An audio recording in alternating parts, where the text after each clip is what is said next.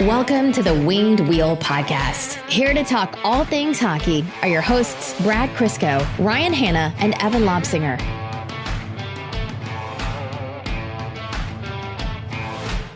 Okay, which one of you is fighting Jake Paul? I'm not doing it. I'm so out of shape. I wouldn't even last 10 seconds in a ring. I'd be out of breath. Yeah, so I have a friend who's an MMA trainer, specifically in jiu-jitsu in Montreal, who I visit like every 3 years. So I've trained with him exactly twice. Both times it was him rolling around, kicking my ass, making me look like a 4-year-old the entire time. That's probably more proper training than Jake Paul's had. So I like my chances. I don't know, man. I think he's the guy. I don't know. I don't know what money he has. YouTube money, I'm assuming, but I'm sure he's trained properly. Oh, no. Yeah, obviously. I'm being facetious because Jake Paul's an asshole, and I just want to imply that as many times as I can every chance I get. All right. You heard it, folks. At Brad Crisco challenges Jake Paul to a fight. $5 pay-per-view. Catch it on youtube.com/wingedwheelpodcast. Honestly, even if he knocks me out in under 30 seconds, but I land one solid punch, it's worth it. I always thought it would be Evan to be the high-profile fighter to come out of this group, but I think COVID has really taken hold with Evan and I, and we've just become like the ultimate sloths. But you've been forced as a father and someone working directly with the public, Brad, to just kind of stay in shape and stay active. So you're repping us, man. As long as we'll get you like a Winged Wheel Podcast boxing shorts, or better yet, you go shirtless, obviously boxing, but you have to tattoo the logo on your chest. You assume I don't already have one. That's adorable. Yeah, that's fair. Oh, man. This episode of the podcast is actually a really fun one. We have an interview today with Daryl Belfry. And this is one that we were looking forward to, but still talking hockey with Daryl today was just a blast. And it's usually Brad and I, or all three of us, doing an interview. Very rarely is it myself and Evan. Brad, it just didn't line up with your schedule today, and I cannot think of an interview that was worse for Brad to miss than this one. That's what I was thinking too, and I was going to make fun of him to open this episode, but that would just be mean. It was exactly the type of interview. Brad could have just kept that going for days. You have no idea how rattled I am. If it was a half hour later, I could have been at work. Just a half hour. That's all I needed. Time is everything in life, though. I know. I don't have any. That's the problem, Evan. It's that giant stash weighing you down, Brad. The wind resistance that you must not get anywhere on time right now. Oh, I know. It's amazingly bad is the best way to describe it right now. Is that leaving on December 1st? Yep. No, Crystal wouldn't give me a choice on that one, even if I wanted to. She said it's all or nothing, full beard or nothing. She does not like anything in between. Also worth noting, happy belated Thanksgiving to the majority of our listeners. I know up here we called it Thursday, but as a Canadian, we say this every year. I love having our Thanksgiving and then American Thanksgiving because they do it like they have football. They get 6 days off work on either side of the weekend. Yeah. So thank you, and hope everyone had a good and safe Thanksgiving and had a lot of good food. Well, people from Detroit had an extra special Thanksgiving. Oh, they did. They had a very good Thanksgiving. That's right. Deshaun Watson gave them the gift that they didn't know they would be getting from him, which is an absolute dismantling. The Houston Texans massacred the Lions, and then that was the straw that broke the Fords is back, and the Lions fired both Bob Quinn and Matt Patricia. My favorite thing that came out of all this is the one guy on Twitter that called Matt Patricia a pretentious asshole for having a pencil in his ear while he's holding a laminated piece of paper for his... Look, it just goes to show how much guesswork goes into this stuff. Admittedly, football isn't... I am not to football what I am to hockey. Like football, I'll follow, and I know relatively well as a You're above more average than a casual casual. Yeah. I was excited when Patricia came on board. I don't know. I looked back at like what I commented on social media and stuff. I was like, I remember being happy about this, and I obviously could not have been more wrong. And same with a lot of Lions fans. So like, what am I supposed to know here? But thank goodness, because that was just a terrible, terrible era. One of the statistically worst Lions coaches in history, which is saying so much. Defensive specialist coach comes to the city of Detroit and the team implodes defensively. Thank God that was a one-off and we've never seen that before. One of my favorite comments was, all right, see you guys back here in 3 years. Because like any true honest Lions fan would be saying that. They're happy because the bad people have left who have just completely screwed up time and time again with more chances than they deserved. But there is literally zero hope left within the Lions organization and its fan base that this will be any better than next go around. It's just this short-term satisfaction before returning to the pain that we know and love. I would love to say that things are going to change. And if they are, I wouldn't know it because I have no feeling in that part of my heart anymore. So I'll have hope for the Red Wings always. I'll have hope for the Tigers even. I'm sure I'll get to watch them win the World Series one day. Lions, if I had to put money down, I'm not watching them win a Super Bowl before I die. Although that might be in short order because of the Detroit Lions, so who knows? Could be worse. I've seen the Bills play in 4 Super Bowls. Yeah, it'll never be that bad. That's a good part about sucking this hard. We never have to worry about that streak.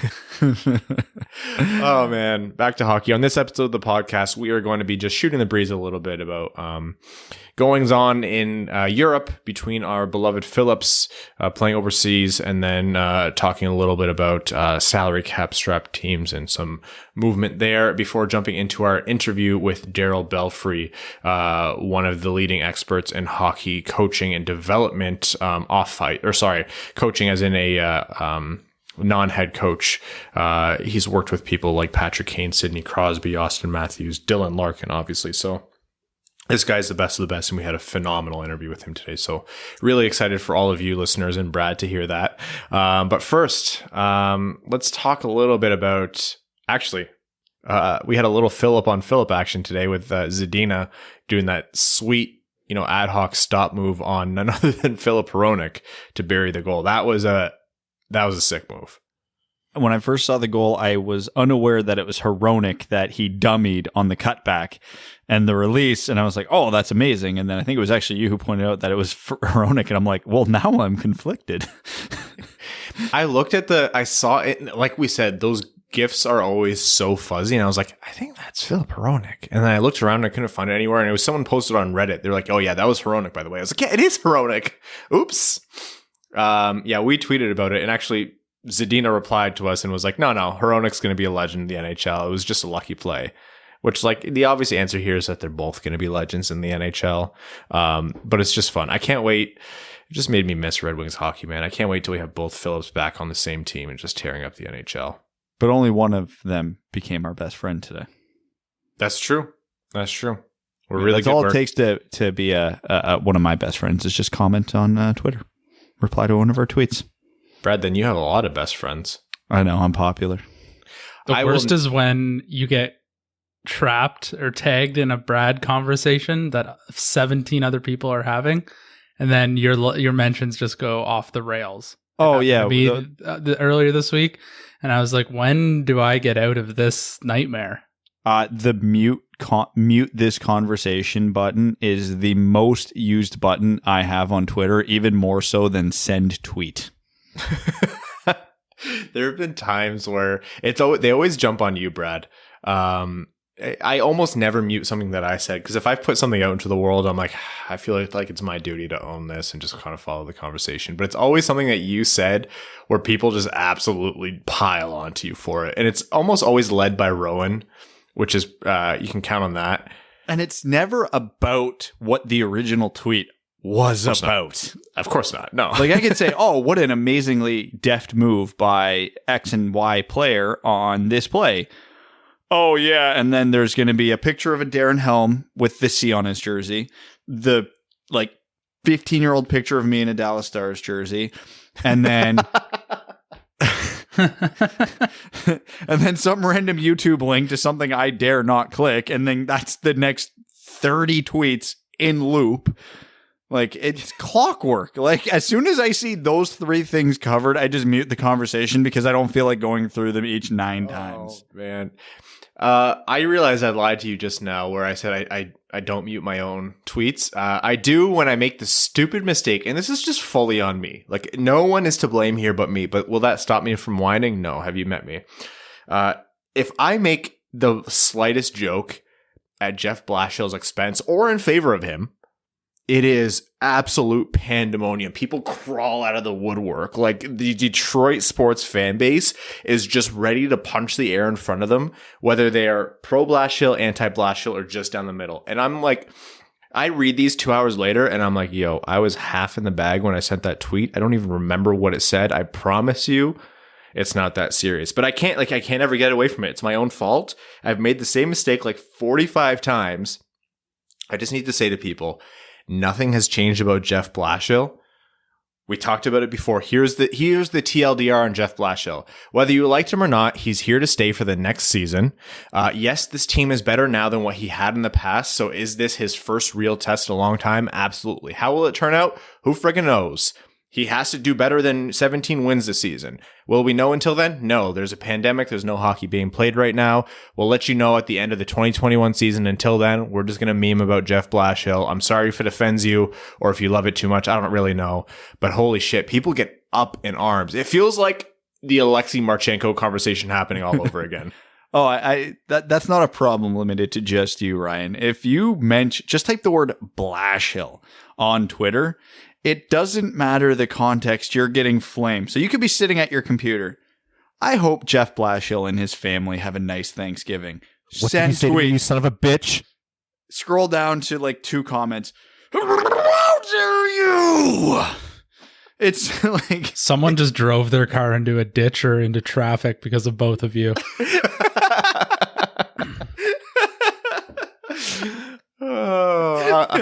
I'll let I'll fix that in post, maybe. Or if I haven't, I apologize. Send the bill to Evan Lobsinger, located in Kitchener, Ontario. Oh, man. Yeah, the Matt Patricia conversation was surrounding that. And I made the stupid mistake of saying, oh, yeah, which coach are they going to fire first? There's the bet. It wasn't even funny. It wasn't even a funny comment that I made. 55 not fair. That's not a fair comparison. Not fair. I was like, yeah, I know, man. Just please leave me alone. I'm not important.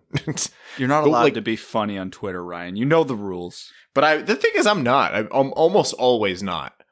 I've tried to be funny, and then watching those jokes completely fall flat is way too much for my narcissistic mind. So I was just like, I'm not going to try to be funny anymore. I'll tweet stats. So something unfortunate happened to me at work that I'm not even going to say gave me a realization. They pointed out the realization to me. So a lot of my employees found my Twitter account, to which everything was pointed out. And they said in the off season, my Twitter account is a very happy, informative place. When the Red Wings season starts, they think I'm a deeply disturbed individual with anger issues. And I'm like, well, you've seen the team, right? Like, so they did find your actual Twitter account then? Yeah. Oh, yeah, legitimately. And everything was critiqued. It was a day. You got to own it. Oh, yeah, I didn't deny anything. They're like, are you all right, man? And I'm like, no, of course I'm not. Why do you ask that? You know I'm not. I have to deal with you idiots all day, and then I have to go home and deal with the Red Wings. Yeah, no, I'm not okay. Speaking of reasons Brad's not all right, some small moves that happened in the NHL. We've talked about teams that are cash strapped or cap strapped, and they're in bad situations with their salaries, and they're going to need to move bad contracts and give up assets. And the Red Wings are a prime candidate to capitalize on that. Those two teams, 2 of them are the Islanders and the Lightning, 2 of the foremost. And we've talked a lot about why that is. Johnny Boychuk retired due to injury to his eye, and Mikhail Sergachev signed a very team-friendly 3-year, $4.8 million per year contract for his next RFA deal. So does it completely solve both teams' problems? No. Does it really help them in a massive, massive way that seems almost like it's bullshit? Yeah, absolutely. I'm fully sure Johnny Boychuk's actually injured, and I'm fully sure this was the right decision for him and his health and his family and his future. But because it's Lou Lamoriello, I can't shake the Hawks are in cap hell and all of a sudden Marian Hossa is allergic to his equipment. Like, I get that vibe from it, which also was legitimate, but it seemed wonky. It's just, it felt convenient, didn't it? And I'm sure it's legitimate and there's no funny business. And I get that, but God, I can't shake it. And I know I'm a terrible person for that. Well, yeah, I didn't really think much of it either. And timing is everything. And it was a very convenient time. But I saw a quote somewhere where Johnny Boychuk was saying, he feels 100%, like the eye's good. He's going to be ready to play. So when I saw that he retired, I was a little, because of it, or LTIR'd, I was a little bit confused because which is it? Is it you're 100% and you're going to play in the playoffs, or it's not 100% and now you're retiring? I guess, it can be both, certainly.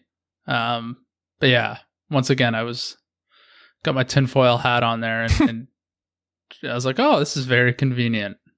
Because Lou Lamoriello dressed in his stealth turtleneck and poked Johnny Boychuk's eye in the offseason. Made it worse. Was it black or a slightly darker black? I'm glad you got the reference. Anyways, because I'm convinced Lou Lamoriello listens to the Winged Wheel podcast, because I don't think it was more than a couple weeks ago where I said I've changed my mind and the number one target the Red Wings should have for a cap dump is Johnny Boychuk. And then 2 weeks later, he's retired. LTI retired. It's Brad's fault. Everyone tweet at him and make sure to only tag Ryan. No. Hold on now. I was about to jump on this with you, man. Come on, we have a system. And, moving into the world of realism here, Tampa Bay, of course, had got a great deal for Mikhail Sergachev, but the reality is that they are still almost $2 million over the salary cap with Anthony Cirelli and Eric Chernak still to sign. I always accidentally say Cirelli and Cernak. Is it what? I can't remember which one it is. Cirelli Chernak. Yeah. Both of those guys are not going to be, devastatingly cheap contracts. And so Tampa has to take a look at guys that are expendable or movable. Andre Palat, Yanni Gourde, and Tyler Johnson are three players who have been highlighted. I'm going to butcher this name, and I'm really sorry. Writer for The Athletic, Eric Duhatschek. Duhatschek, okay. He talked about, what it might cost to move or fix the salary the salary situation and move a couple players to Detroit. And he called it, I think, pretty fairly to say that the price to take on, a Tyler Johnson and a Killorn contract would be to give up a first round pick and a quality young player like Chernak. He also said Tampa's not likely to want to pay that price. That's what caught me off guard, is that he was floating the idea of moving two to one team, one deal, two contracts in one shot, which I don't think I ever considered from a Red Wings standpoint. Again, there's a number of teams that could do this. So obviously we talk specifically about the Red Wings, but just understand that in the context of this conversation, this could apply to 5 or 6 other teams, because, the Kings, the Red Wings, the Predators, the Devils all have cap space. They could all theoretically do this, but we're going to assume the Red Wings are the ones doing it. So Sergachev got a great deal, but it wasn't like a lot of people are saying, oh, what a sweetheart deal for Tampa. I mean, Sergachev signed for almost exactly what McAvoy and Werenski signed. 3 years, just under $5 million. It wasn't that shocking to see that was his number. That leaves them, you said, $2 million over the cap with Chernak and Cirelli still to sign. I don't think Chernak's going to cost more than $3 million on a bridge deal, as good as he is. And I don't think Cirelli's going to get much more, if any more, than Sergachev did. So they could come in pretty comfortably on a couple of bridge deals, around $7 million, which doesn't solve the problem, but it kicks the can down the road for a couple of years, because Tyler Johnson, Yanni Gourde, Alex Killorn's contracts won't be up by the end of the bridge deal. But if you're only $7 million, if you sign those two for $7 million and you have $2 million in cap space for rough math, you only need to move one of the $5 million contracts, not two. Now, obviously, if they can't get those guys to those prices, that's going to change things. But I personally thought of the three players, Sergachev would demand the highest contract. So I can't see them getting much more than that. That being said, I don't know if I was the Red Wings if I'd want to take on two, no matter what the sweetener is, because I don't want $10 million on my cap for the next 4 years. Like, honestly, that's the reality of it. No matter what the sweeteners are, if they're giving us a first round pick and Chernak, that's not worth it to me for $10 million of cap space over 3 or 4 years. I'm sorry, it isn't. I know Red Wings fans are frothing at the mouth for a return like that, but I think I would rather do, pick number 32 straight up for one of them than have a kicker, or Eric Chernak straight up for one of them versus, but both of them. And when you look at where the Red Wings are as a team, I think there's a reality. They're in the playoffs in 3 years. Not the strongest reality in the world, but it's not crazy. I would almost say likely. You don't want 10 mil of dead cap on your books at that point. And even if Killorn, I'm using Killorn and Johnson as examples because they're the two most likely. Even if Killorn and Johnson are still usable players at that point, I'd be shocked if they're worth anywhere near 10 million combined. So the Red Wings have to factor that in. Could they eat one of them and still be a contender? Absolutely. If you have to buy out a Tyler Johnson with 1 year left, sure. Yeah, it's not the end of the world, and then you can still compete that year. So unless the package they get for two bad contracts is otherworldly, I don't know if I'd be considering it if I was Yzerman, or any GM for that matter. And that's funny because the reference here is that Tampa Bay wouldn't even want to pay that price. So it's a little bit of just figuring out what magic is going to move down the pipeline or come in the future, because yeah, you make a good point. Taking on two bad contracts is no small ask, and having a first round pick come from, likely the best team in the league is also not as valuable as a first round pick that comes like mid round, right? So, because you got to think, if Tampa wins the cup again, which I would still argue they're the favorites, 4 years ago, their first round pick would be considered a second round pick. Well, two fun realizations that just came up.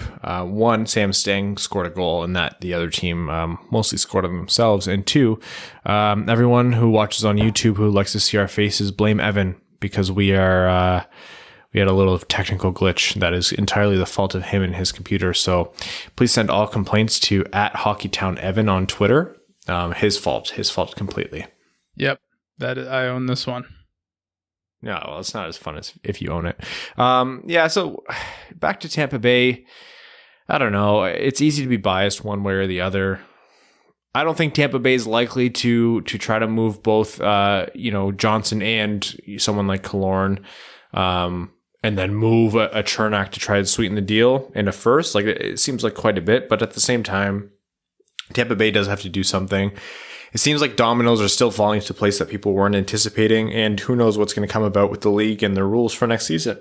Like, salary cap relief is probably not going to be a thing in a very overt way, but at the same time, I don't know, maybe they have a Johnny Boychuk retire. Maybe Johnny Boychuk retires for Tampa Bay. It's really hard to predict this stuff, and so it's a situation we're going to have to keep looking at. Detroit is one of a few players who are in on this, so definitely worth keeping our eyes on. But yeah, I don't know. Having that Sergachev come in on a pretty decent deal and having Boychuk retire. My feelings on all this is, someone please just offer sheet someone. And NHL, this is all the influence you need to change the offer sheet rules, because holy hell is this boring. Yeah, if nobody's offer sheeting Anthony Cirelli right now, nobody's ever going to offer sheet anybody ever. Not in like the Montreal Canadiens. Hey, we offer sheet Sebastian Aho to something Carolina could easily and comfortably match. Yeah. And on that note, let's actually jump over to our interview here with Daryl Belfry of Belfry Hockey. Again, this was a really fun one. Just talking hockey with someone, hockey tactics, developing the most elite players in the world, from Crosby to Larkin to McKinnon to Matthews to Kane. It was really cool to get that insight and see what this side of pro hockey development looks like. So again, Darryl Belfry of Belfry Hockey. Tune into our interview with him and enjoy. Welcome to the Winged Wheel Podcast's interview with none other than Darryl Belfry of Belfry Hockey.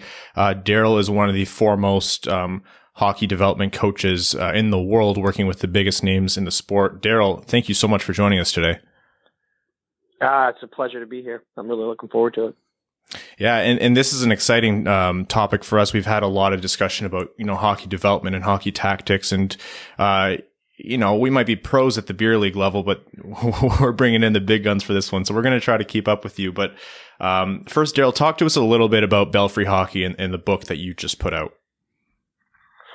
Yeah, so Belfry Hockey is basically a NHL player development consulting company that works with NHL players to improve their game. They're usually coming for one of a few different reasons, to try to, add different components or even just analyze their game to get an idea of the types of ways in which they can grow. So that's pretty much what it is. And then Belfry Hockey, the book, is me explaining my path of how I kind of learned to do what I do and the different mistakes and things that I've uncovered that have helped me along the way as I've gradually, through the process, started working with better and better players.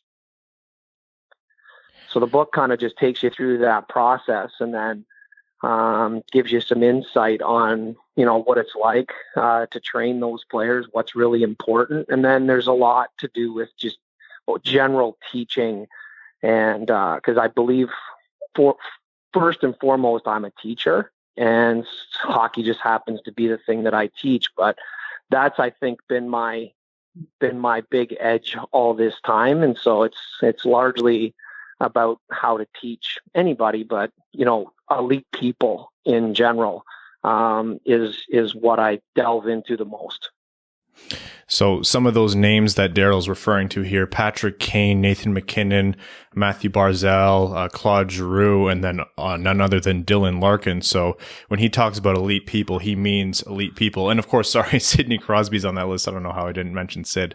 So Darryl, I know you're going to hate this question, or it's not fair for me to ask, but without talking too much about or summarizing the entire book, tell us a little bit about that path, how you got your start, and then how you ended up working with the Sidney Crosbys of the world.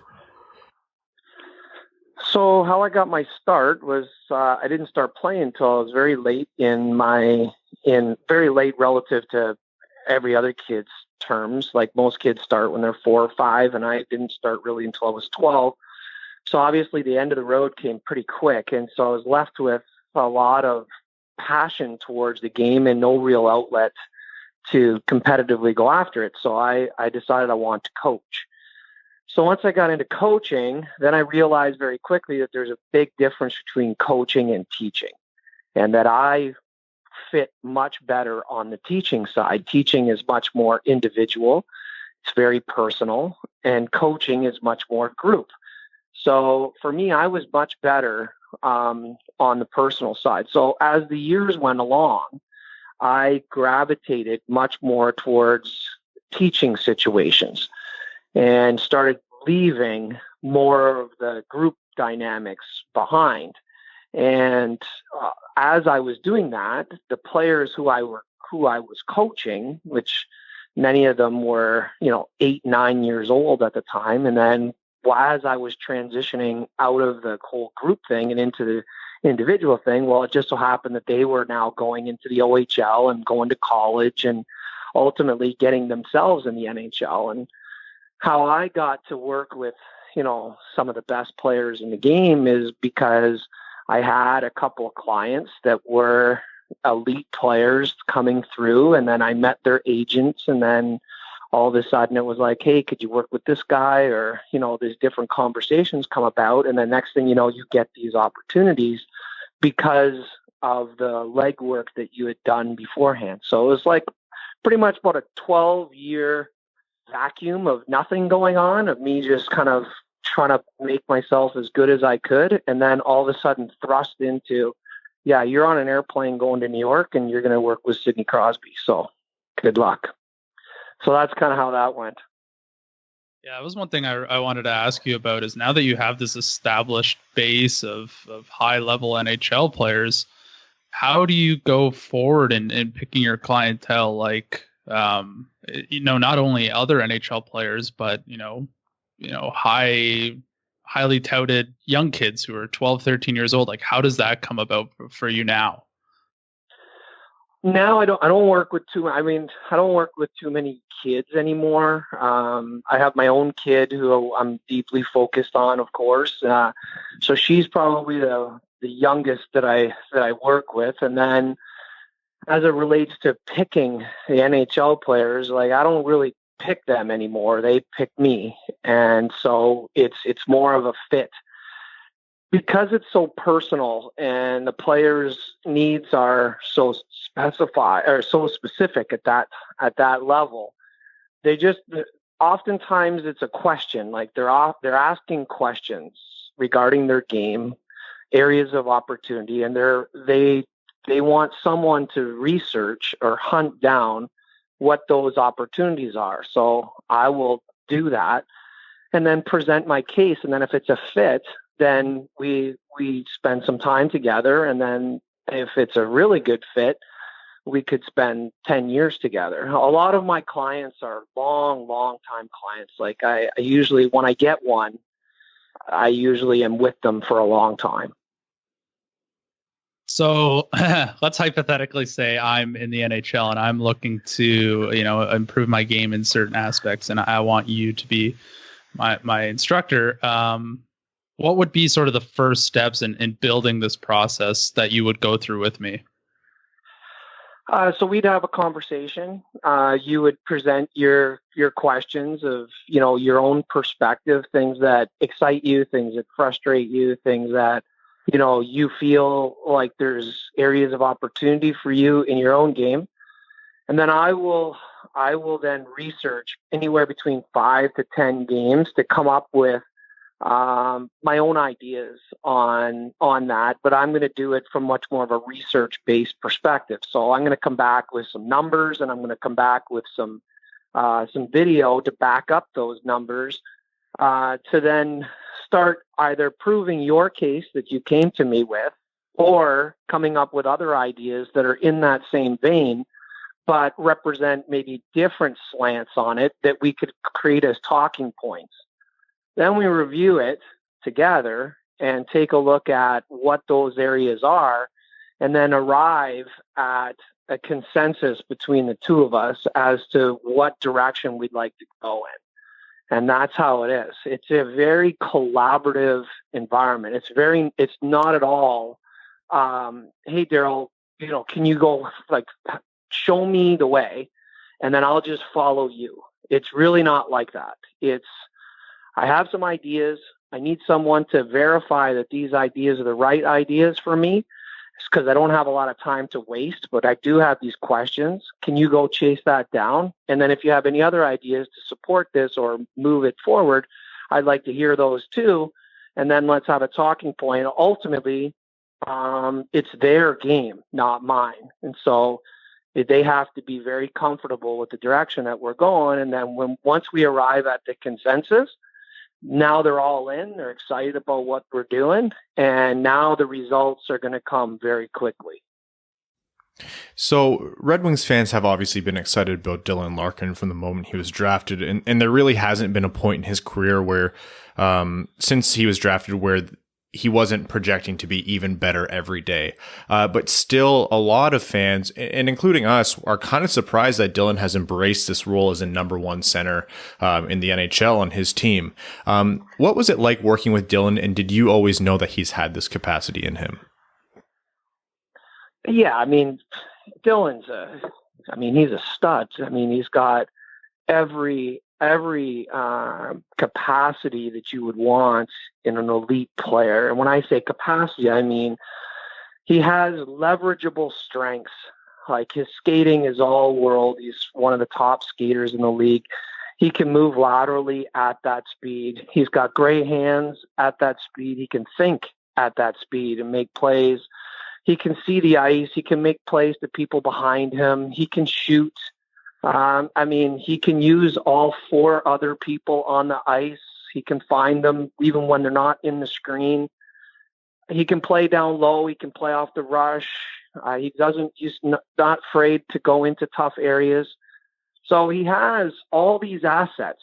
There's all these assets and things that he can do. The real thing then becomes, how can he leverage those most consistently, and what are the consistent pathways in which he's going to be able to generate on a night-to-night basis. And when you're young, you have all these assets, but you don't necessarily have habits. And so the idea is to connect your assets to your habits, because the best players in the world, they do the same things over and over and over and over again to get themselves into certain positions in which they have options. Now, how they execute the options, well, that's different every time. But getting into those positions, they do it very similarly every night, which gives them the benefit of expectation. Now, Dylan is moving into a stage in his career where he could benefit tremendously by having much more of an expectation going into every game and know, hey, like, I'm going to get 6 opportunities off the rush. And I'm probably going to get, 4 or 5 chances on the power play in this spot. And I'm probably going to get 2 or 3 situations in which I'm going to have a chance to walk up the wall and be able to make plays coming from low to high. So I know, look, that's my basic. I know that's going to happen every night. Now, once you have that and you know that that's the case, well, that's empowering, because now you have the expectation. So if the first one doesn't go well, another one's coming, where a lot of other players, they don't have that benefit of expectation. So when the first one doesn't go well, they don't know that another one is coming soon thereafter.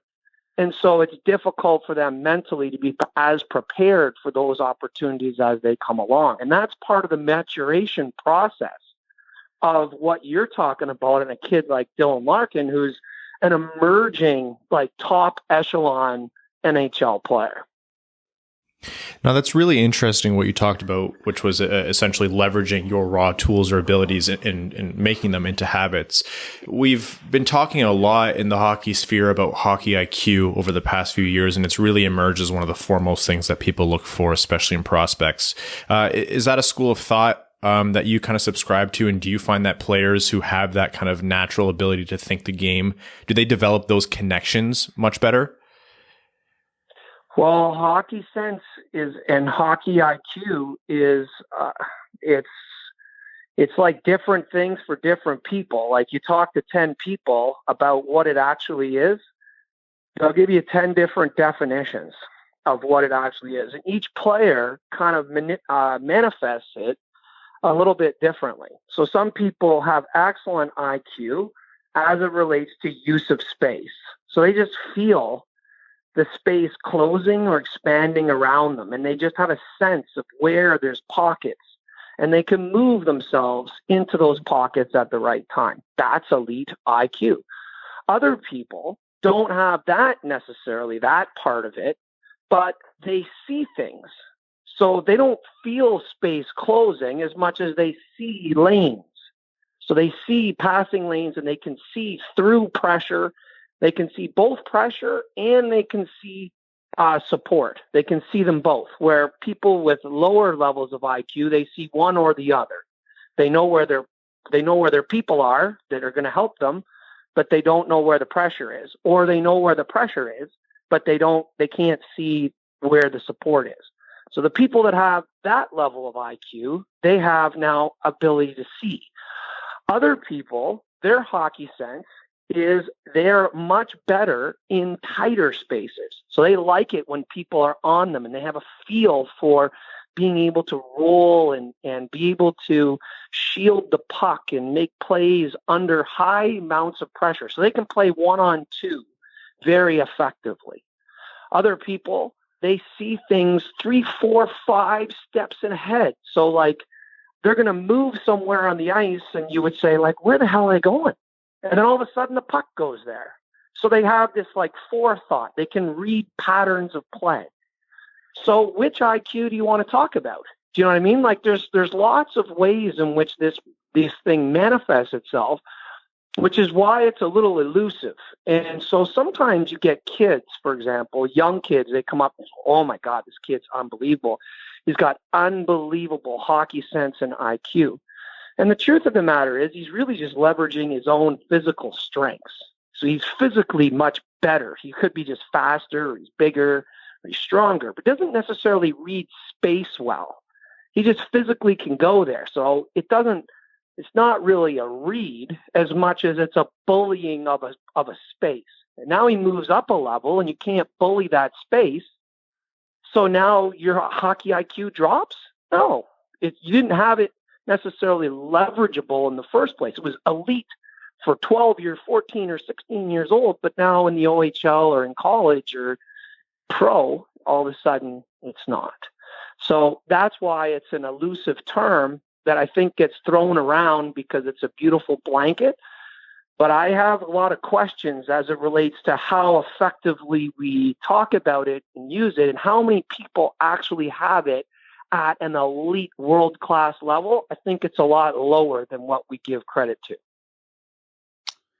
Yeah, one thing I was really curious to ask you was what sort of issues or problems or questions are the older players coming to you that they have? Like, is there a similar theme that they would have? And then conversely, what sort of questions, problems, issues are sort of the younger players who are maybe establishing themselves in the league? Like, what kind of questions do they come and ask you about? Well, like older players are often looking for guidance as it relates to role changes. So when they first came in the league and their prime of their career, they were a certain type of player, largely offensive, very dynamic, played in the top six on the power play, played with good players. And then now as time goes on, of course, these younger players are coming in. They're a little bit more diverse in terms of their capacity because they have less miles on the body. They haven't had the same injuries and all that other stuff that plagues older players. And the long playoff runs, the grind, the short off seasons, all the things that contribute to make listen, when I was 30, I didn't really feel that old. But all of a sudden, a guy in the NHL is 30, like he's over the hill, like he's done. And so it's amazing how the use of the body and how hard it is to make gains year after year after a certain period of time because there just isn't enough time. There's one season kind of rolls into the next. So what ends up happening is these older players, they get kind of shuffled a little bit and relocated on their teams. And so they're still looking to find a way to stay relevant and what assets can they still use and not totally abandon what they are really good at to still fill a role in the NHL. And that's a really fascinating discovery process to see how they think, how they feel, where they feel their assets are.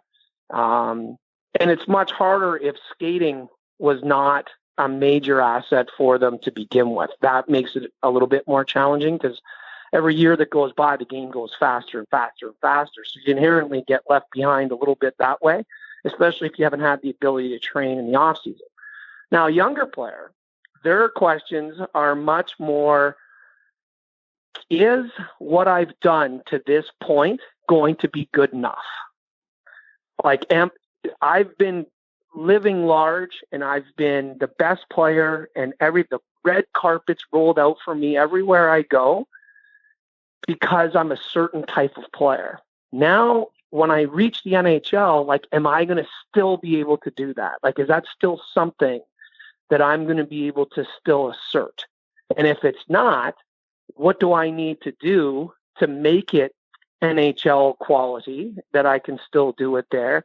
Or how do I adapt those skills to make sure that I can hold some of them to find my footing. That's really what that is.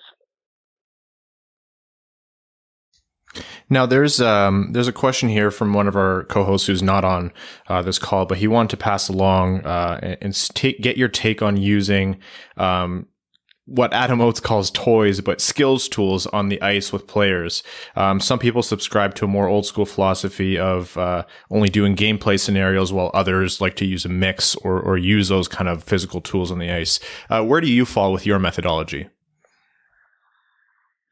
I'm probably a lot closer. I don't know what Adam said about it, but I would imagine that he's advocating for people not to use them at all, or something there along those lines. And I would probably fall closer to that. I don't use any tools on the ice at all. I haven't for a long, long time. I think that the big apprehension I have for it is that there needs to be multiple interactions with a skill in order for you to properly process it and translate it. And so if your only interaction with the way in which you're acquiring the skill is with an apparatus, then the apparatus, of course, doesn't move. So it's not providing you with any feedback or any teaching differences or variations. And so that's where the difficulty comes for me. I just think there's other ways to do it that's going to make it the development way faster. I'm not saying it's wrong. I think it's an unbelievable business model, but I don't know if it has the player development assets or advantages that it gets purported that it can do. I don't see that. I don't subscribe to that. I'm more on the side of changing environments. I'm not on the side though of, doing more like, scrimmage play and that the game is going to teach you. I don't subscribe to that either. I think that I'm more of a believer that you need multiple variations of an interaction with a skill that starts very intentional and then becomes a read and then becomes an option. And I think you have to move skills kind of through those three stages. And so, of course, if you only use these apparatuses and that's what you do, or any type of like training tool, it has such a very limited thing that could give you benefit. So the longer you're in it, the less likely you're moving the skill through the stages that are going to give you an opportunity to actually use it in a way that's meaningful. So that's my kind of long version on, I'm kind of out on it. Now, maybe if I was teaching a bunch of 6-year-olds and it's like herding cats, and it's better to just kind of put an obstacle course down there and kind of let them go that way. And there's a bit of a self-discovery, but it's a little bit more organized because, like I said, you got 26-year-olds out there and it's tough to kind of organize them. That might be a way to organize them. Okay, I might be able to get there on that. But if you got like some 17, 18, 19-year-old players and we got these on the ice, I don't know. I feel like I could use the time better. That's just me. One thing when I was reading into your book was the Secret Player Summit that had come up. How did that all come about? And what's it like having the best players in the world all on the ice together, going through drills, and what sort of takeaways and learnings did you have from putting on an event like that? How it came about was I had read, there was like a Players Tribune article about an NFL player named Richard Sherman, who I read that he had invited several defensive backs, the best defensive backs in the league, to one location where they were at a hotel and they did some like extensive film work. And then they went on the field and they taught each other drills. They were like teaching each other, oh, how do you teach this? Or what about that? Or this or that. And they didn't invite a coach. Like, it wasn't like we're inviting, like, Richard Sherman didn't say, who are the top 10 defensive back coaches in the league? I'm going to invite them in. He wanted just the players. And so I had spoken to Patrick Kane about different ways in which we could take our camp to a different level. And I saw this. I said, is there an application here? Like, do you think the guys would like that if we just turned it over to them and said, hey, you guys are some of the best. You're the top 1% of the 1%. Like, I spend most of my time listening to you anyway, so why don't you just talk amongst each other, and I'll just kind of do like the Homer Simpson meme with the bush where he kind of slides back. Like, that's what I'm going to do. And so we did it. We just tried. We didn't know what was going to happen. And as it turned out, it was unbelievable. It was everything that you could imagine that could be good about something like that, in the sense of the level of collaboration, the level of respect given towards each other, the questions, the insight, the level of also like differences between the way each one of them think was crystal clear, and how they approach, like, two players in the same situation as they think about what they think, what they're thinking about, or the way in which they're approaching it. They approach it totally different. And so now they start sharing these ideas. And then, like I said, I'm standing back. Like, I ask a question and I stand back and let the whole thing go. And it's just fascinating, because the interesting part also about that is, if a top 1% player decides he's going to execute at the highest level, there's really nothing you can do about it. So it's not like even if you knew what he was going to do, you're still probably not going to be able to do anything about it. They can just bend the game into their assets to the point in which there's really, like, they can take control of things. So as they talk to each other about how they do all these things and they collaborate, it's just, it's not even like you think, okay, well, like, are they giving away too much? Like, is it something where, is there any nervousness about, like, what if I share this with you? Am I giving away a competitive advantage? And that really isn't the case, because each player is expressing skill differently. And so it's not even like I can steal from you and just apply it myself, because we all have different assets and we all have different, like I said, a different way of thinking in terms of how we approach certain situations. So it's more just options and application of skill and an appreciation for the collective genius that's there at the table. It's like nothing you've ever seen before. It's incredible. So, Daryl, having worked with such a large swath of the most elite players, I'm sure you've gotten a good pulse for what guys are going to make it, and what guys are going to move into that upper echelon.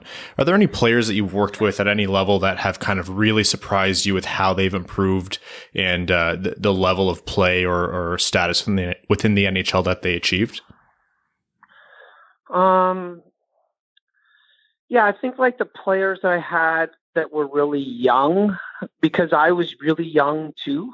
So I really didn't know. I was a kid teaching kids, so I didn't really know the scope or the gravity of what it was of the talent in which I was dealing with. I just knew that they were really good for their age group, but I really no idea how that projected. And, like, I'm certainly not a scout by any stretch of the imagination, so I couldn't project anybody anyways. But I think that one of the interesting parts about how players surprise you is you just don't know how they're going to react when it's the highest amount of pressure and they now have to perform with the highest amount of precision.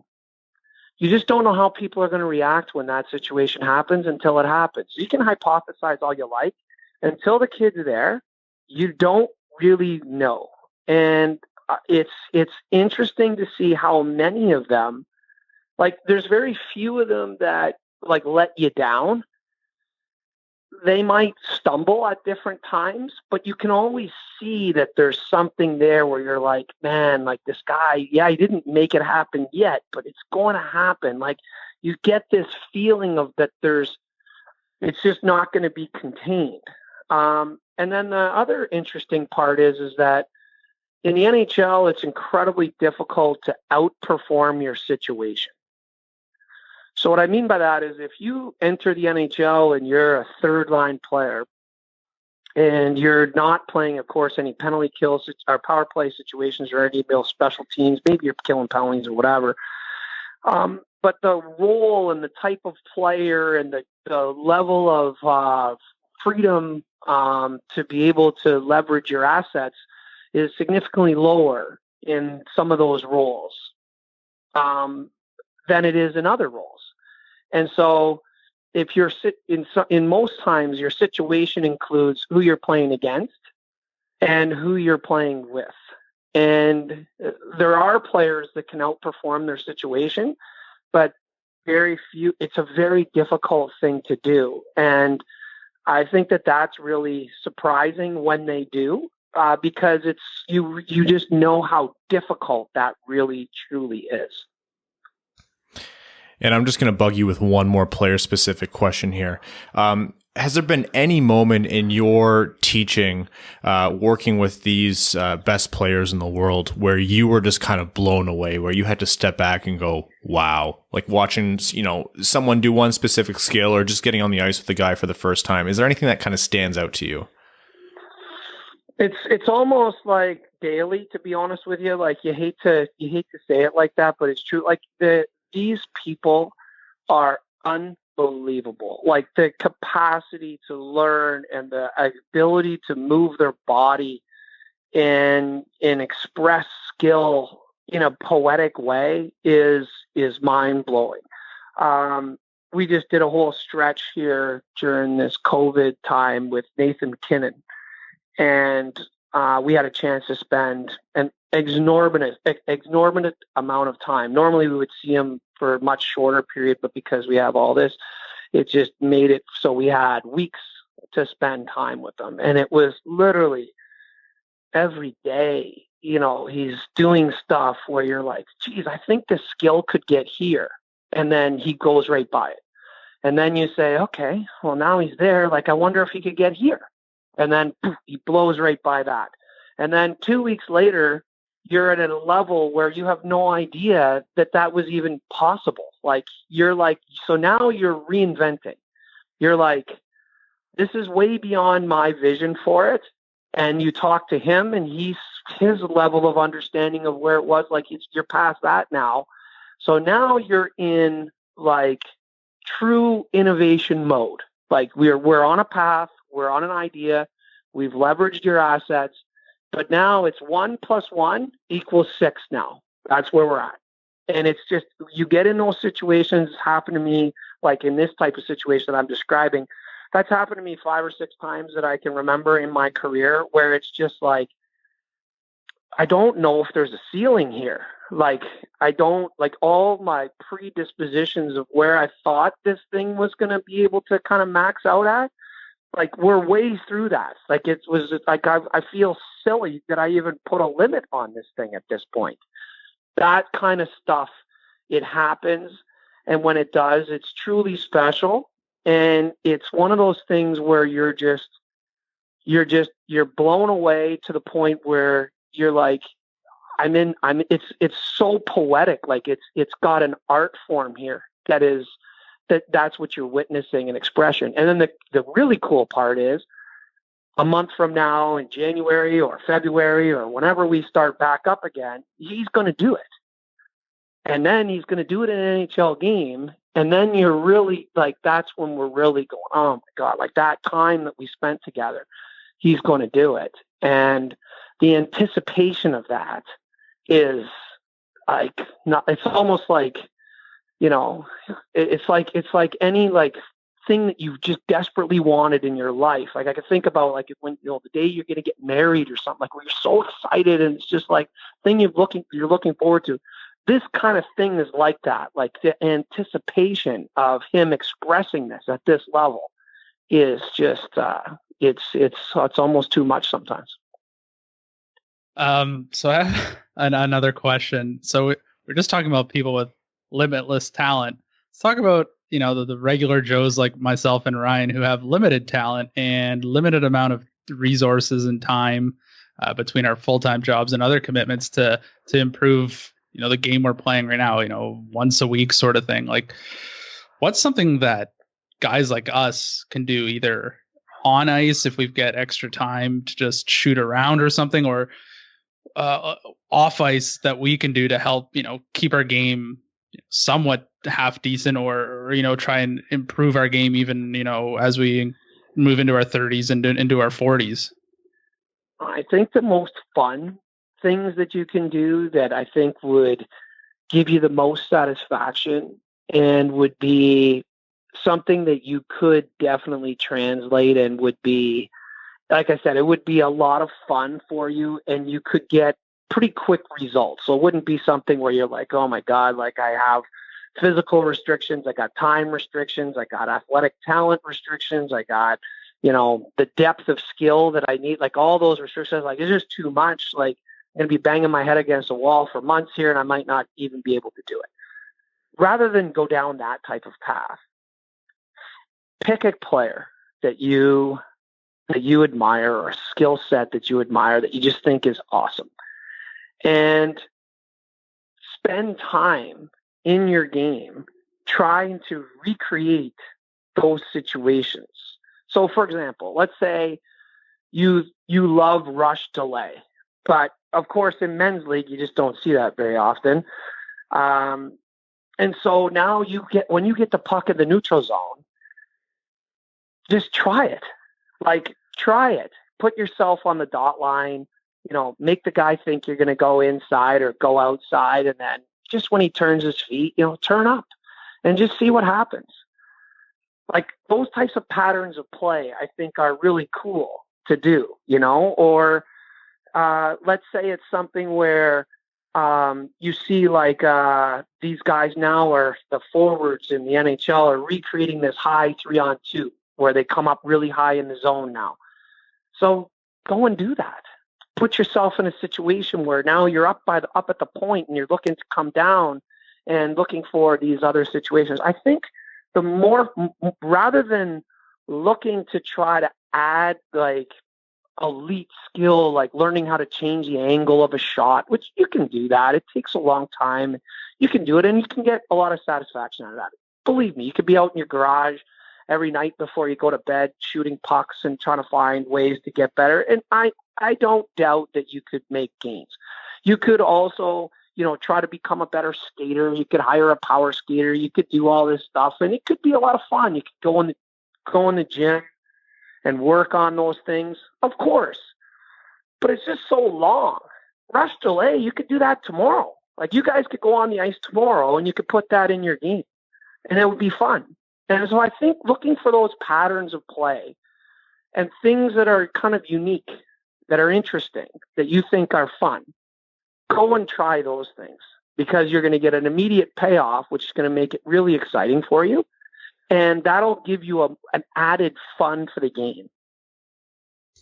Yeah, I really appreciate that answer because, maybe when I was younger, trying to continually improve my game and see how far I could push it, I would have enjoy, just stick handling in my garage or just shooting pucks on the driveway. But unfortunately, I don't have that time anymore. And it's not something I truly enjoy doing with the limited spare time I have. So, hearing that, thinking about mimicking plays or types of situations you see in the pro leagues as a good way of doing it. I agree with that. I think that's an excellent way to go about it. I think, you got the benefit. Like, there's going to be no back check. You know that. Especially for me. The guys are not going to have great sticks. No one's going to try to get in front of a shot. No one's trying to hit you. At least they shouldn't be. If they are, you're in the wrong league. You should be just out there for a sweat, for a beer afterwards, and have some good, fun stories. But you guys watch a lot of hockey. You're doing a lot of research unintentionally, whether you believe it or not. Like whether you're trying to do it or not, you're conducting research every time you watch a game. And you see and you notice whether it's patterns of play or unique things that happen with a player or whatever. And if you stay away from like the physical, gifts, you stay away from those and you just stick to patterns of play, you can do that really quickly. And you can have a lot of fun with it. I mean, even like attacking the middle, like you say, take a guy like Barzal and you say, oh, this Barzal, he's unbelievable. He attacks the middle. Like he gets in the middle, he draws the 2D and then he like pitches it to the outside. Like, you don't think you can get a puck? There's no back check. Take the middle of the ice in the neutral zone, cross, put a little, like stop a little bit, let the guys back up. Now you got a teammate. The one guy just went off, but the other guy's there with you. Pass it to him. You just did a Barzal middle delay. You just did it. It's done. You're going to get so much satisfaction from that when you go home. Like you're going to be talking about it for weeks of how enjoyable it was that you were able to take something that guys do at a world-class level. And you're able to do it like tomorrow because it's fun. That's what I would do. And it'll save you from the bumps and bruises, and it'll save the drywall in your garage as well. Yeah, Daryl, don't let Evan fool you. The reason he doesn't have time to practice isn't because of work or anything else. He's practicing getting on the fairway consistently. Well, there you go. There you go. Another frustrating game. But at least that's a little more lifelong. Right now, that's my next chapter. If I can add one more piece of advice to the pro here, one thing that you guys should do as well is pick up a copy of Belfry Hockey: Strategies to Teach the World's Best Athletes and read it. It's a fantastic read. We've had the pleasure of reading a copy, and we're also going to be giving away a copy to one of our listeners. Daryl, this was a fantastic conversation. If for the only reason that our other co-host Brad is going to absolutely nerd out about it, we would love to have you back on again. But thank you so much for joining us today. I'd love to come on. This was great. I really appreciate the time and the interest to come on and to have me on. I really did appreciate it. Anytime we could talk hockey, I'm game. So please, anytime you guys are ready, I'm ready. That's awesome. Again, folks, Daryl Belfry, read his book, Belfry Hockey. You can find it on Amazon, Triumph Books, your local bookstores, wherever you are. Check out belfryhockey.com and then follow Daryl on Twitter at belfryhockey. Daryl, take care. Until next time. Thank you. And that was our interview with Daryl Belfry. Like we said, we were going to be giving away a copy of his book, Belfry Hockey. Highly recommend you guys pick up a copy. So, really pumped to have him back on. Aside from just Brad geeking out over talking hockey strategies, training, development, and everything like that, it'll be fun I hope we can get on the ice with him sometime. We talked about it. Once the world is done ending, we'll grab a beer and get on the ice and embarrass ourselves with him. Yeah, maybe you will. If just Sidney kidding. Crosby and Patrick Kane are ever looking for some out of shape idiots to just warm bodies, we're the guys. I'm definitely the guy. I can't do anything, but I will try, and they can embarrass me all they want.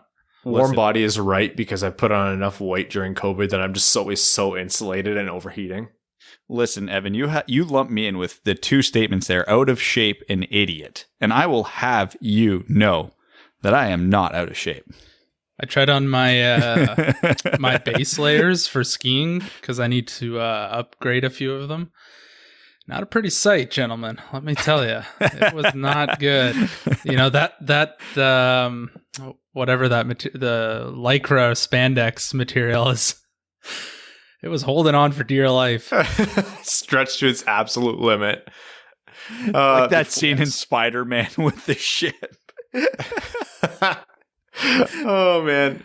Before we get into too much more vivid imagery about Evan's midsection, we're going to jump into overtime, where we're going to start with our Patreon supporters who get their comments read out as our way of saying thank you for supporting the Winged Wheel podcast and allowing us to do cool things like interview some of the best hockey development coaches in the world. We'll start with Garrett TV, who says, Hockey Amigos, an idea for the midweek Patreon exclusive episodes. Construct various roster scenarios like first line makeup, second line makeup, power play 1, PK 1, etc., etc. Lots of new faces and many combos to look for come training camp or whatever we're calling it. Also, Evan, did you get the house? Cheers, let's go Red Wings. No, we went $130,000 over asking and still lost. Yes. Sorry. I wasn't laughing at Evan. I'm laughing at how stupid this market is. Yes. It's ridiculous. Crystal and I were preparing to put an offer on a place this coming Tuesday. We looked at it yesterday. The realtor said, "What's you're going to bid?" We're like, "Yeah, we'll go 75 over asking." And she very politely basically said, "Yeah, don't bother. Move along. Next one." La Plata Peak says, in light of what's happening in the NFL right now, I don't see any way around the NHL season happening without some sort of bubble aspect. Also, due to local restrictions in Northern Cali, San Jose won't be able to even get on the ice until December 21st, 2020. Ergo, a start date of January 1st isn't happening. If this season happens, it may be legitimate on its face, but due to all the complications at hand, it will be the least legitimate season in NHL history. It'll be the most interesting for sure. Like between that and the bubble playoffs, like, yeah, they're going to have to get pretty clever with this one. Arjun Shankar says, what do you think the organization will do for the 100-year anniversary in 2026? Also, hello to Philip Zadina only. I don't know. It might get weird, miss the playoffs again. They might go nuts, like have a special jersey patch and something at the center ice. They might finally name a captain. No, that's true. Honestly, I love the Red Wings with everything as my being, but the one thing I hate about them is how boring this organization is. They are traditional to the absolute core, and like the retro reverse jersey just cemented that for me. So I think we'll see a lot of ceremonies. I think we'll see a lot of pregame videos. I don't see a whole hell of a lot else, honestly. Maybe a commemorative plaque. They're going to prove Brad wrong by winning the cup in 2026. That would be all I could ever want. Rob Byram says, Ryan, that was quite the crash today by Grosjean. When I saw it, I was scared that he was dead. Yeah, there was the most horrific crash I've ever seen in Formula One today. A guy was engulfed in flames for more than 20 seconds. He walked away with minor burns. Yeah. I saw that. That was the most interesting thing I've ever seen in F1. Yeah. Guy almost dying. Neat. For a car to instantly burst into flames and to see the car split in two and see him climb out was incredible. I'm hoping for a season of drives to survive, but completely understand if there isn't this year. Oh, they're still filming. On to the Wings. Is there any chance Mo can come over when training camp starts, or is it truly an SHL rule that once you start the season, you have to finish it? As far as I can tell, he has to finish it. Yeah, unless they find some kind of arrangement, but by all rights, it's looking like they're going to have to finish it. Trevor Pevovar says, hey boys, so a thought hit me. As the podcast grows and gets bigger, it's probably likely that you'll get noticed by bigger news/journalism outlets. How would the podcast change if there was an official Red Wings or Little Caesar? Oh, he tried to get me to say pizza, but not pizza. Great work as always and love it every week. Let's go Red Wings. If that was a genuine question and not just a trick to get me to say what you wanted me to say, we're always very careful about our sponsors. Obviously, we love being able to grow the show, and sponsorship is a big part of that. And any way we can associate with, major organizations or the Red Wings themselves is something that we'd always want to do or consider. But also, like, we never want to change our makeup of the show and the genuineness that we kind of bring forward. So that'll never go away. Rest easy. Yeah, pretty much. Alex Toger says, howdy, gents. Simple question. What's the worst piece of hockey equipment you've used/hated the most? Oh man, that's I've tried on and used just about everything in the last year. I went away from Synergy sticks for a long time, and I came back to them like 6 years later, and I hated what they did to them. I really, really hated them. I like the original generation of Synergy sticks, and I had nothing after that. So the reality of my situation is, up until a few years ago, I was desperately poor. So whatever I got, I was just happy if it didn't break. I mean, if you want to go recent, the new True Protective line that just came out is, I'll specify it. The new True XC9 gloves are horrible. Absolutely horrible. You can't even bend the thumb. I have no idea how anybody's using those. And they're almost $200. It's egregious. I'm just trying to remember. I never update my gear. If it wasn't for Brad, I would probably still have my skates, gloves, pants from like 13 years ago. Yeah, we really did like a head to toe on you last winter, didn't we? I was like a homeless person out there. There were like knife wounds in my pants. Like it was absurd. So I got nothing. Everything I have now is new, so it's great. I love life. Yeah, you're with that nice blacked out custom flylight that I'm sure you flex everybody on in Beer League. Yes, I'm sure glad I upgraded everything, and I haven't played since March or February of this year. Hey, you could play Wednesday if you want. You just have to go way past your bedtime. Oh, I don't know if I can do that. And also maybe contract something. Michael Barry says, with the proposed divisional realignment, do you think the Wings are still favorite for number one pick, or do you think New Jersey would be due to their difficult division? Also, if the Wings suck when the SHL season ends, do you want Cider and Grand Rapids for a playoff push? I don't know, because if Cider keeps playing the way he is in the SHL, he's evolved past the AHL. I would much rather see him get his, I don't know, let's just say 15 to 20 games in Detroit at that point, or 9 games, depending on what they want to do with his contract. I'll say Detroit's still the favorite, but that's just in terms of standings. In terms of who's actually going to win the pick, it's definitely not going to be Detroit.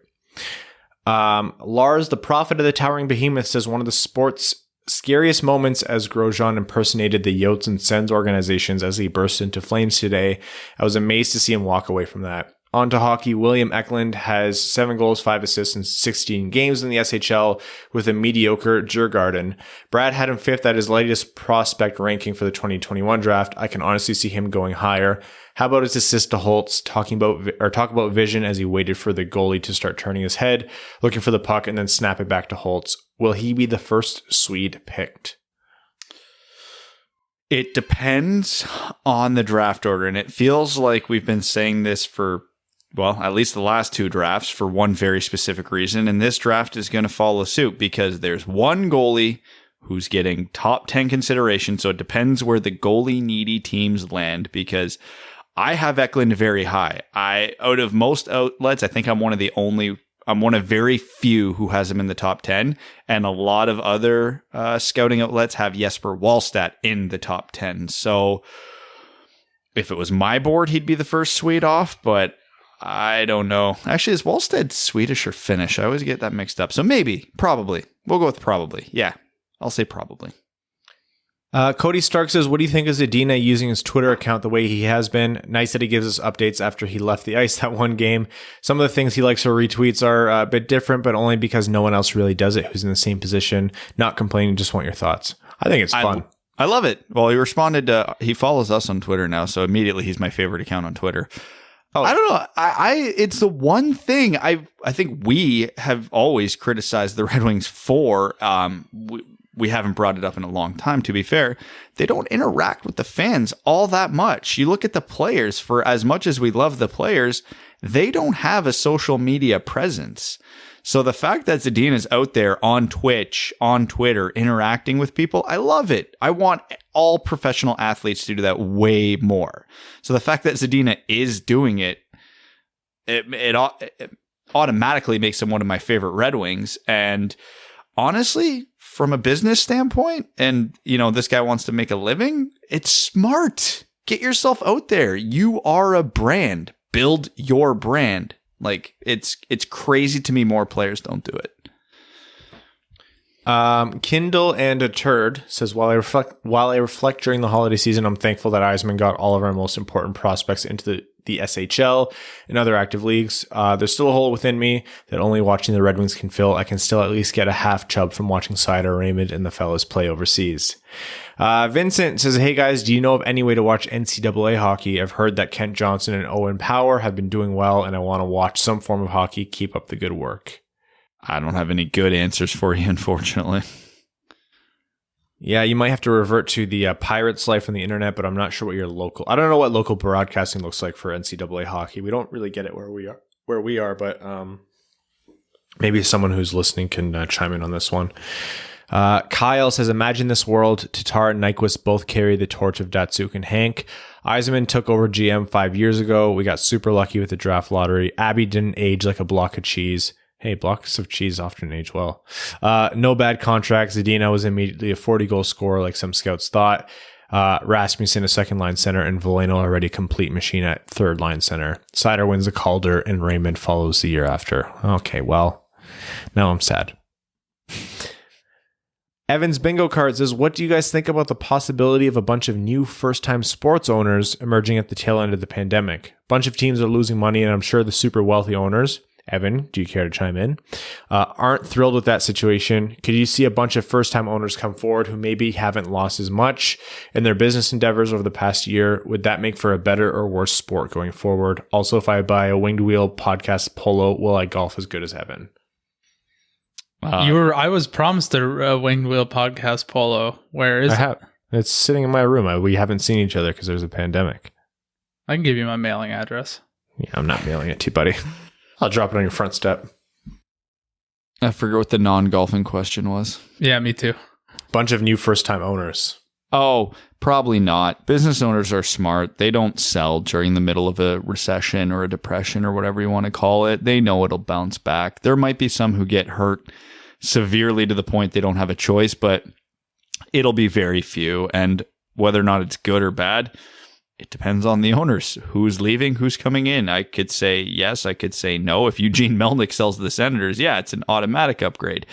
If, I don't know, pick a good owner here, the Illiches sell the Red Wings, it's probably not going to be good. So, yeah, it's heavily dependent.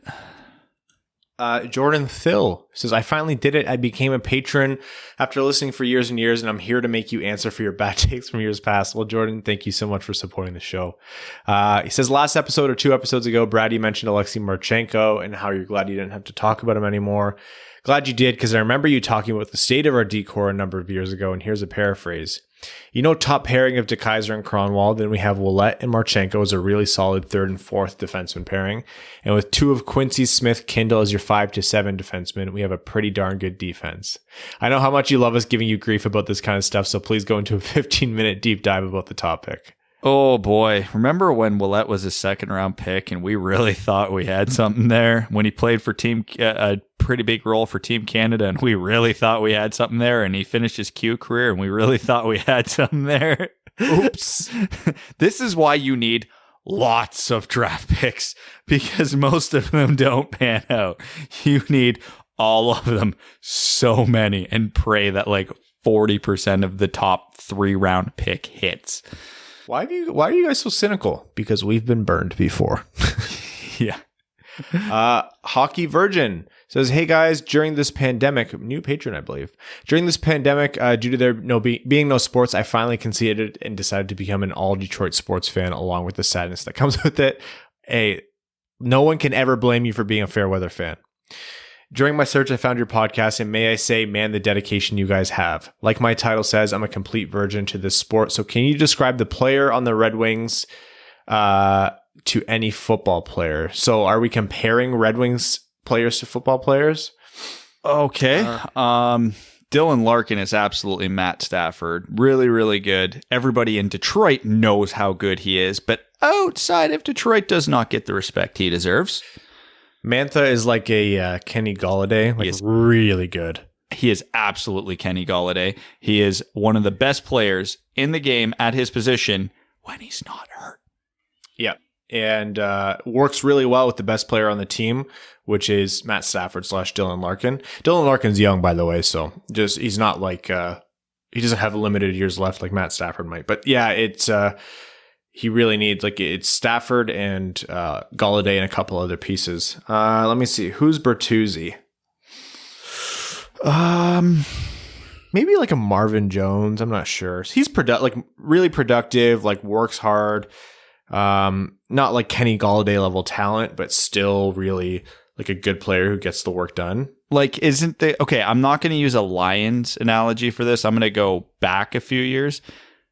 Tyler Bertuzzi is a player who fits the system perfectly and works really well with the players around him, but on his own isn't enough to be a superstar. He's Wes Welker.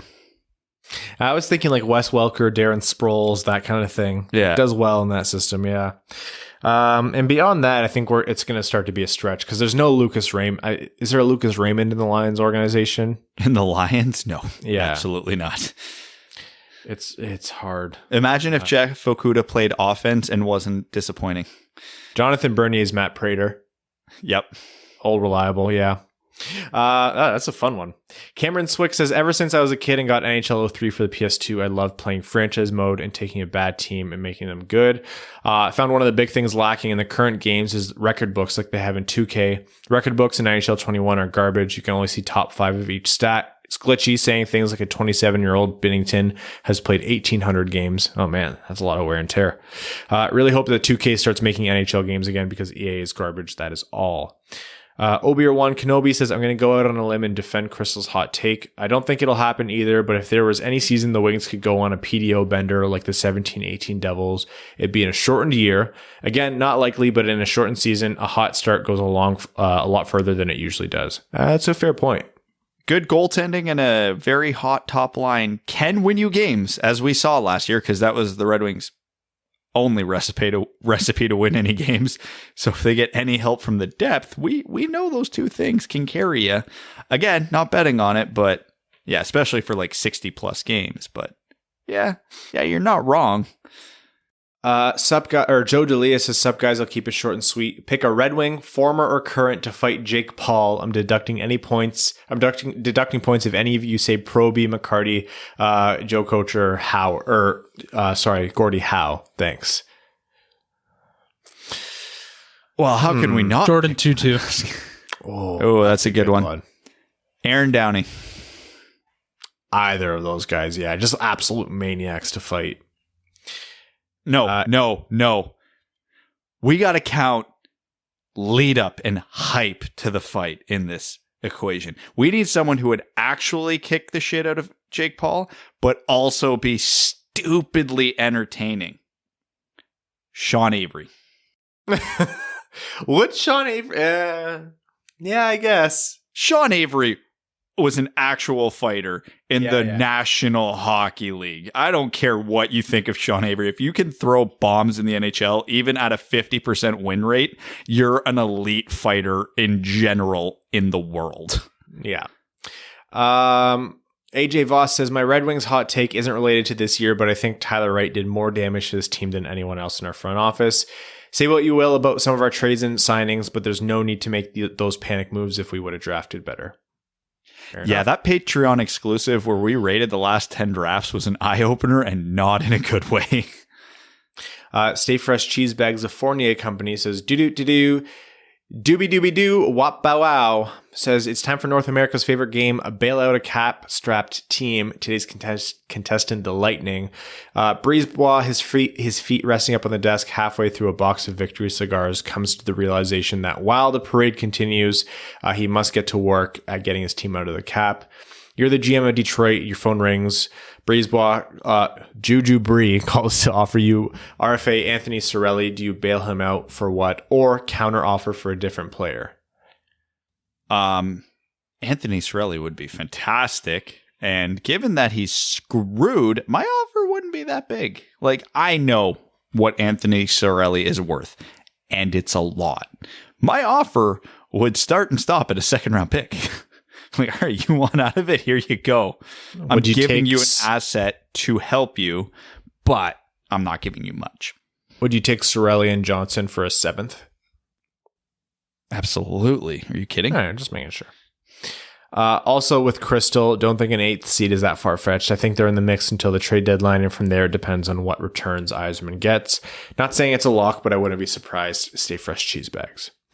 Evan Pardo says, hello, fellas. Is there any way to watch your guys' 2019 draft live stream? Need to see the famous cider pick reaction. I thought I made that public. Yeah.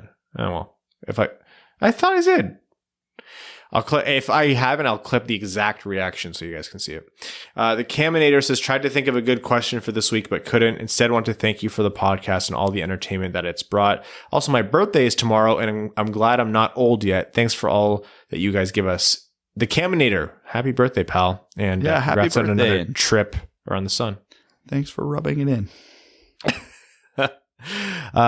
First name bunch of numbers says, since the league is trying to expedite the season, we could possibly be as far out from the 2021 draft as we were at the stoppage from the 2020 draft. Seeing as how COVID is still here and has become a giant obstacle for scouting, how forgiving do you think future you will be if the Wings whiff on this year's draft class?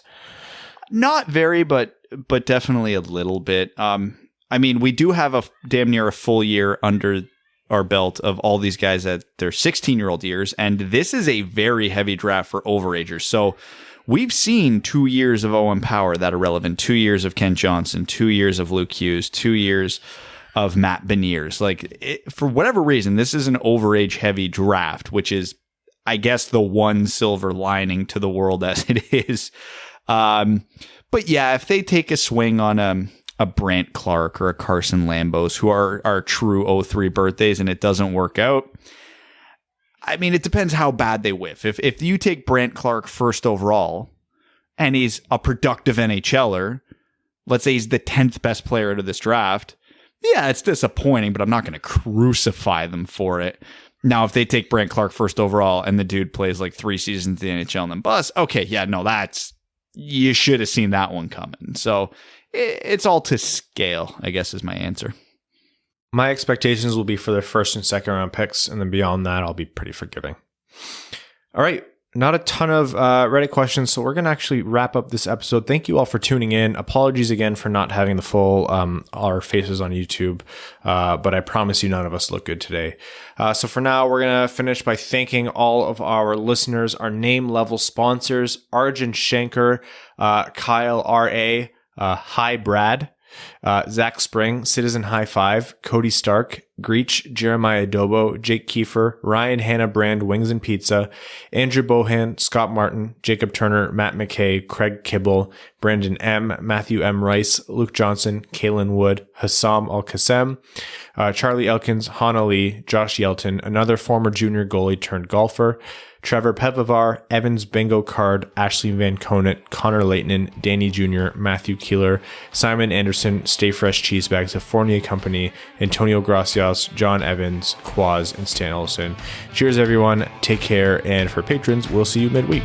Thanks for tuning in to the Winged Wheel Podcast. Be sure to check out wingedwheelpodcast.com, where you can subscribe to the show on iTunes, Spotify, or wherever you get your podcasts. You'll also find links to other ways to support the show, such as Patreon, official podcast apparel, and more. And don't forget to follow the show on Twitter at Winged Wheel Pod. And of course, the hosts at Brad Crisco, at Ryan Hanna WWP, and at Hockey Town Evan.